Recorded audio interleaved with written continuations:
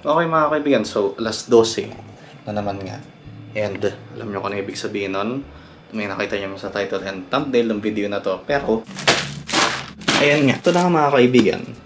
According sa research ko, actually hindi lang sa research ko, what I think are like the top 3 brands ng cup yakisoba sa Japan. And base nga din to sa series na pinanood ko dati, which is yung Gaki no Tsukai, yung Kiki yakisoba nila. So hindi ako entirely sure paano gagawin yung unboxing, pero alam ko yung para magiging POV natin. Ko yun pala pagkakain na ako, pero ito nga ang una, and hoping na lang na sana yung mga to legit nga. Parang di sila imitation or knock-off nung mga brands na to ng cup yakisoba. Hopefully. So, pinakauna nga is ang UFO. Which, if I'm not mistaken, is, as nakikita nyo dyan, pero not entirely sure, ang pinakasikat na cup yakisoba sa Japan. If I'm not mistaken. Ito tayong original flavor. Pagkakala ko, yung original flavor yung nabili ko. 3 iba-ibang seller yung binilan ko. So, hoping na nga lang na puro legit nga yung mga nakuha ko. Ito, sobrang ganda ng packaging na ayan, nasa box na nasa ganito pa. Sangka pa. Yep, Maruchan Gotsumori Sauce Yakisoba. Natinalay, kahit pa paano namimiss ko yung lasa nung keyang. Kung hindi ko nakapanood nun, ito, panoorin nyo. Myojo Ipechan. Kaya pala kung may maririnig kayong sumisigaw na lang bigla. Ewan ko, makaka-cut off ko yun. Pinsan ko yun. So, pagpasensyahan nyo na. Ito nga, Myojo Ipechan. So, mukhang okay naman sila. Expiration, 2024, 2024, 2029, 2024. And of course, huwag nyo itong gagayahin. Pero yes, kakain ako dito sa lamesa ko. Pero, lalagyan ko of course ng takip to, mga kaibigan. Kalma lang kayo dyan. Ngayon, so dito sa UFO, meron pa siyang parang ayan, sauce packet. Lahat nga ba nasa labas? And, nakakatuwa. Yep, pati ito. Lahat sila made brain food. So, very nice yun.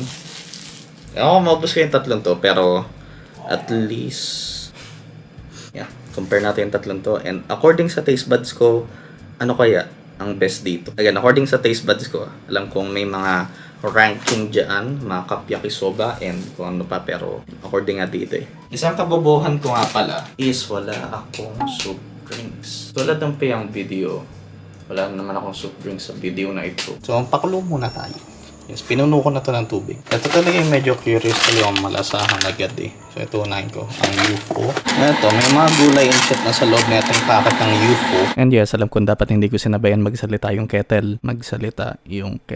Hindi ako nagsalita habang nagpapainit yung kettle.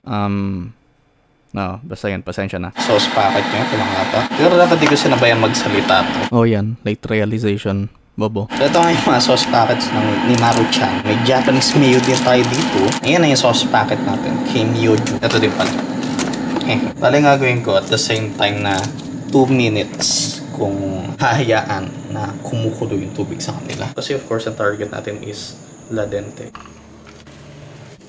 Hindi ko pala napakita yung noodles nila before. Ganyan yung tsura nung kay UFO. Ito yung kay Myojo. Ito naman yung kay Maruchan. Actually, parang specific video na to. Mas madali at ako may katulong ako. Pero cool. Iba-iba yung butas nila sa ano. Ang babaw ko. Sa dead-drain ko na lang. Ako nang kunin pa yung camera.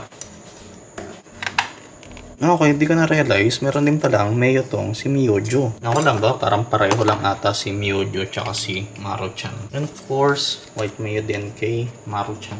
Nalawangin si UFO. Si Myojo naman. Namitin ko sana yung chopsticks ko kaso 3 noodles to. Walay na forks. So, yan nga.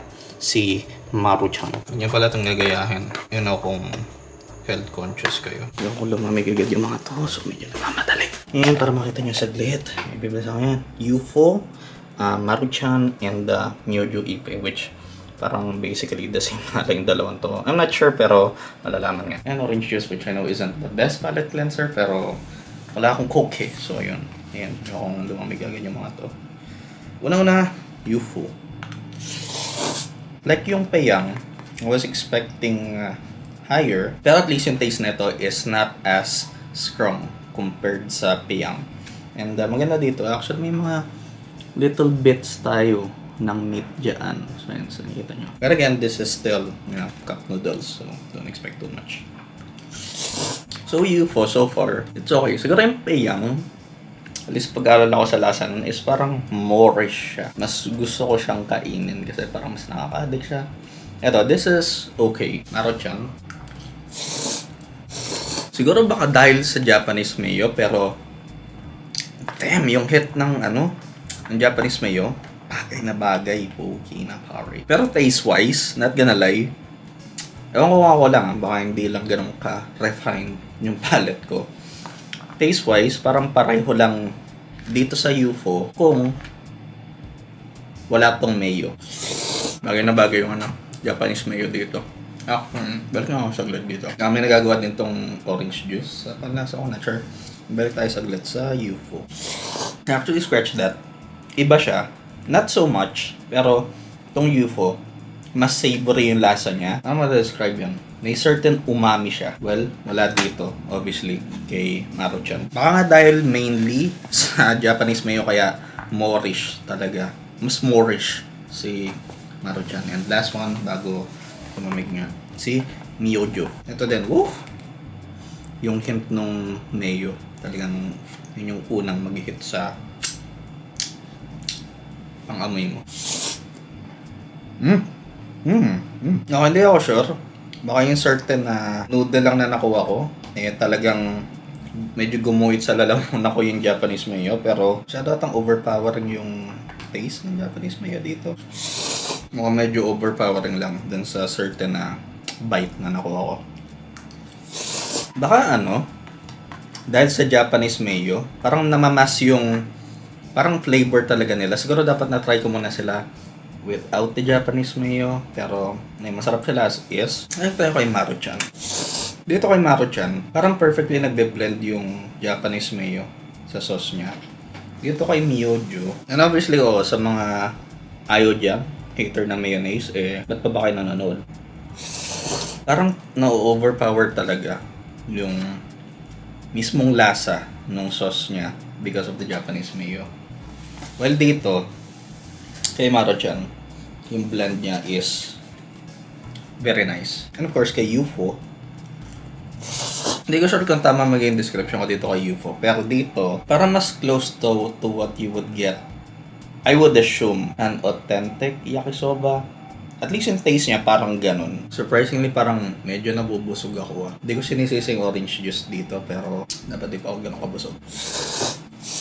Yeah, definitely, none of these is something na makaka-addikan ko. Kasi by itself, well, yung mga mismong mga pack na nabili ko, yung laki nila, is sapat na sa akin. Ito siguro yung dalawang to, mainly dahil sa Japanese mayo, kaya parang mauumay ka kagad.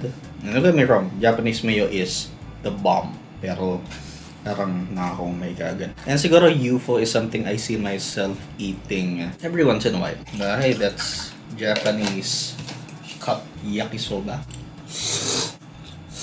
Ewan ko din, baka sa mismong Japanese mayo na ginamit ng Myojo dito na siguro may ginawa sila sa regular na Japanese mayo, pero yung mayo talaga dito, overpowering talaga yung mismong sauce niya. Yeah, definitely siguro yung UFO is something I see myself eating every once in a while. And etong dalawang to, and of course, mas prefer ko si Maruchan, pero siguro ngayon ko lang nasabi to since medyo umay na yung pakiramdam ko ngayon. Dapat ata chopsticks kasi ginamit kong pangkain. Yun yung sushum. But yeah, nakakaumay lang talaga tong video na to. And compared, at least sa tatlong to, yes, tahol pa. Doon sa masasabi ko compared sa tatlong to, si Peyang is definitely something na nakaka-addict siya. While it's definitely not the best tasting compared sa tatlong to. And yeah, kung siguro kayo gusto nyo i-try mismo yung mga cup yakisoba na to, is iwan ko yung links yan sa description. And nga pala kung hindi kayo aware, ang mga aso pala, turns out, hindi sila napapagod sa kakatahol. Peace out na muna.